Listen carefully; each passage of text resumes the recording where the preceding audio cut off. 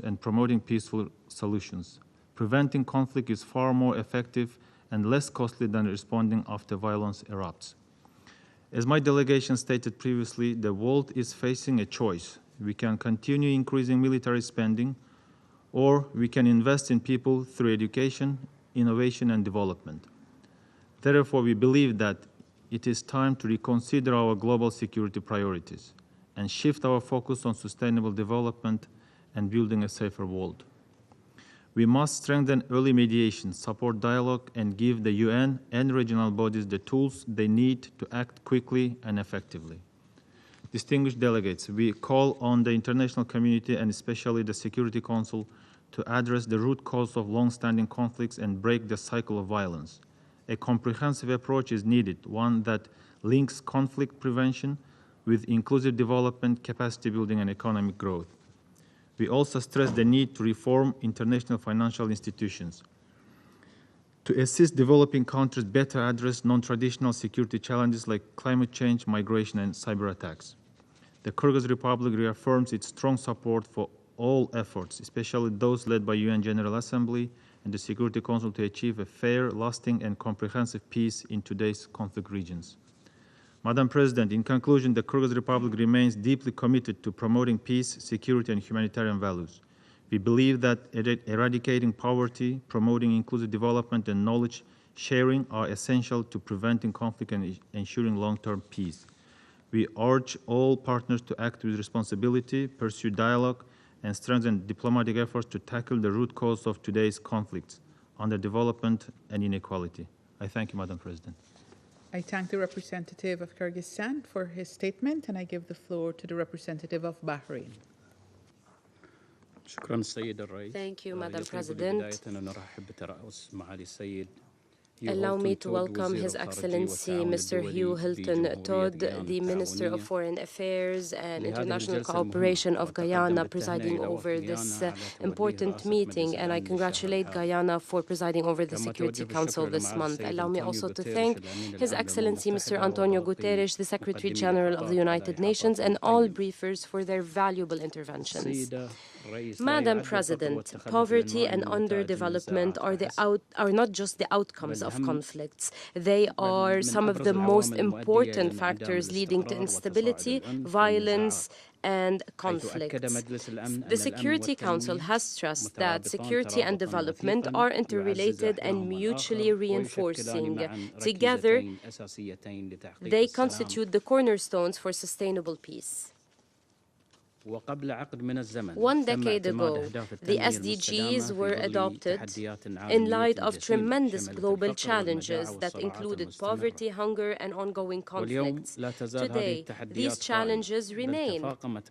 They were even exacerbated by rapid developments in the world, including fast new technologies, an increase in cross-border health and environmental challenges, which require the promotion of collective work and the intensification of multilateral cooperation. Madam President, the Kingdom of Bahrain stresses the need to adopt a comprehensive approach that addresses the root causes of conflicts, violence, and instability, including extremism and radicalism, to prevent and solve conflicts, build peace, and ensure development.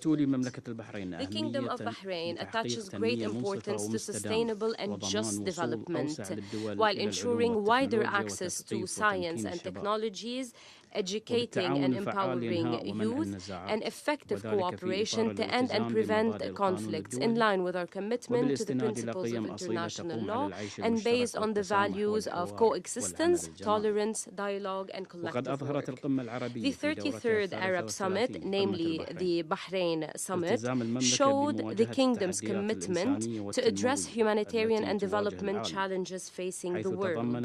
It included initiatives to improve access to healthcare and education for those affected by conflicts in the region in cooperation with relevant UN entities. In light of the current developments in the region and their repercussions on regional security and stability, the Kingdom of Bahrain stresses its firm position, calling for solving conflicts through dialogue and diplomatic means. It is important to adopt peaceful solutions. In this vein, we stress our full support to the brotherly state of Qatar following Iran's attack, and we call for self-restraint and de-escalation while solving all conflicts through peaceful means. We strongly condemned the attack that has targeted the sovereignty of the state of Qatar. This is a blatant violation of the sovereignty of the state of Qatar, its airspace, the international law, and the UN Charter. We renew our full support to the rights of the brotherly Palestinian people in living in peace, freedom, and dignity. We stand in solidarity with all the efforts, and we support all efforts for a ceasefire in Gaza, while ensuring the release of hostages and detainees and facilitating the unimpeded delivery of humanitarian aid and reconstruction. In conclusion, as the international community celebrates the 80th anniversary of the UN Charter, we renew our firm commitment to the promotion of our historic cooperation with the organization and collective work to achieve humanitarian and development goals together, to promote international partnerships, to address global challenges in order to contribute to anchoring peace, security, and prosperity for all peoples of the world. Thank you. I thank the representative of Bahrain for his statement, and I give the floor now to the representative of Tonga. Madam President, I have the honor to address this Council on behalf of the Pacific Islands Forum members with a presence in the United Nations. We thank the Presidency of Guyana for convening today's open debate on poverty, underdevelopment, and conflict, implications for the maintenance of international peace and security. These interwoven challenges are not merely regional concerns, but global imperatives and demand our collective action. The Pacific region is once again at the front line of issues that threaten global peace and security. Poverty and underdevelopment are not abstract concepts for us. They manifest in tangible ways that erode the foundations of our societies and expose our vulnerabilities to external shocks, including climate-induced displacement, resource scarcity, and geopolitical tensions. These challenges undermine our resilience and threaten the stability of our region. Our collective vision for the Pacific is encapsulated in the 2050 Blue Pacific Strategy, a roadmap for building a resilient, sustainable, and peaceful region. This strategy places poverty reduction, sustainable development, and climate resilience at the core of our efforts, highlighting our development ambitions and in the same breath, alleviating our security concerns. It reflects the Pacific's resolve to safeguard our unique heritage while proactively addressing emerging threats through strategic partnerships and inclusive governance. Madam President, we call on this Council and the global community to align their support with the priorities set forth in the 2050 Blue Pacific Strategy. By investing in initiatives that promote resilience, equity, and sustainability, the international community can help us turn challenges into opportunities for sustainable peace. In relation to this, we urge the Council, when formulating mandates, to consider a more holistic and long-term approach which involves local communities' empowerment when mandating implementation. The Pacific Islands Forum's commitment to peace and security is grounded in the Bikitawa Declaration of 2000, which set the foundation for regional responses to crisis through principles of good governance and collective action. This commitment was further reinforced by the Boe Declaration on Regional Security, adopted in 2018, which expanded the region's approach to include human security, environmental and resource security, and transnational crime. For the Pacific, climate change is an existential threat that transcends environmental discussions and firmly situates itself as a matter of international peace and security.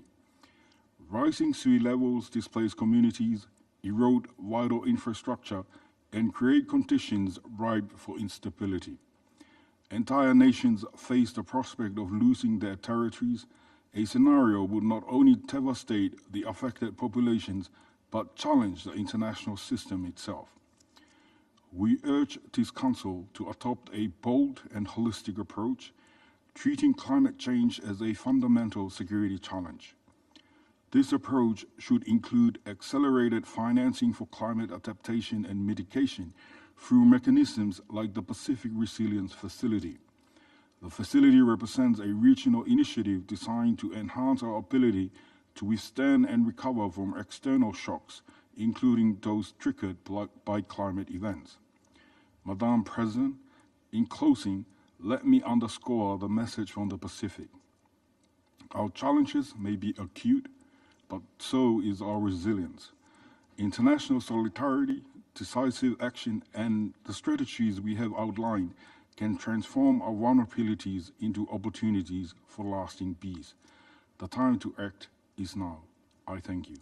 I thank the representative of Tonga for his statement, and I give the floor to the representative of the Holy See.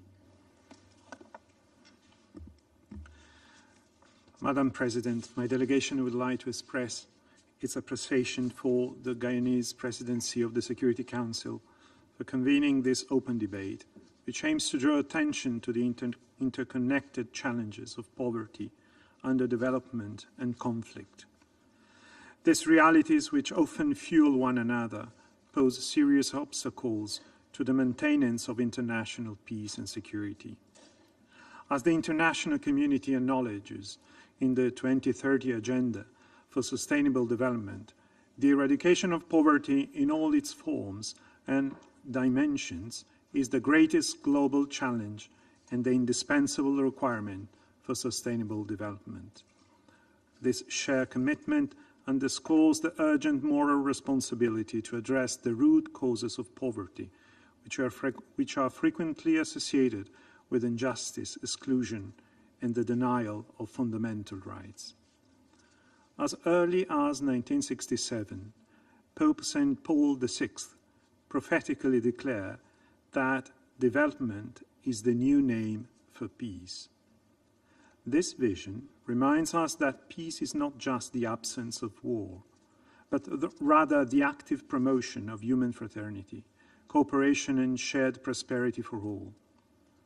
In this spirit, the Holy See maintains that integral human development represents not only a moral imperative for all humankind, but also a concrete path towards a more just, inclusive, and lasting peace. In this regard, the Holy See remains concerned about the ever-growing military expenditure, which diverts significant resources from investments in development sectors, such as healthcare, education, and infrastructure. In this context, the Holy See renews its proposal for the establishment of a global fund, partly financed by redirecting resources currently allocated to armaments. This fund could make a meaningful contribution to eradicating poverty and hunger and to promoting development in the world's most disadvantaged regions. This would advance a more just and sustainable path toward peace and protect and promote human dignity. Madam President, lasting peace requires a commitment to integral human development, upholding the God-given dignity for every person and promoting the conditions necessary for justice, solidarity, and the flourishing of all. In this regard, the Holy See emphasizes the importance of placing integral human development at the center of the ongoing review of the peace-building architecture and of promoting strengthened cooperation among member states in the service of peace. Thank you, Madam President. I thank the representative of the Permanent Mission of the Holy See for his statement, and I give the floor to the representative of the Dominican Republic. Gracias, señora Presidenta. Thank you, Madam President. The Dominican Republic welcomes this important open debate, and we'd like to congratulate the Presidency of Guyana for giving priority to the relationship between poverty, underdevelopment, and conflict on the agenda of the Security Council. The link between poverty, underdevelopment, and conflict is not an abstract one. It's a reality that can be seen on a daily basis in very many parts of the world, but it's also a relationship that can be transformed with political decisions, solid institutions, and effective international cooperation. Our national experience has demonstrated this. The Dominican Republic, located in a region historically marked by profound inequalities, has been able over the recent decades to build a functional democracy with a resilient economy and an ever more robust institutional framework. This progress, although it has its challenges, has significantly contributed to peace and stability in our country. This is not an exception, but it's proof that sustained development that's inclusive and person-centered is the most effective way to prevent conflict. From this perspective, we firmly believe that the Security Council must adopt a more proactive and comprehensive approach.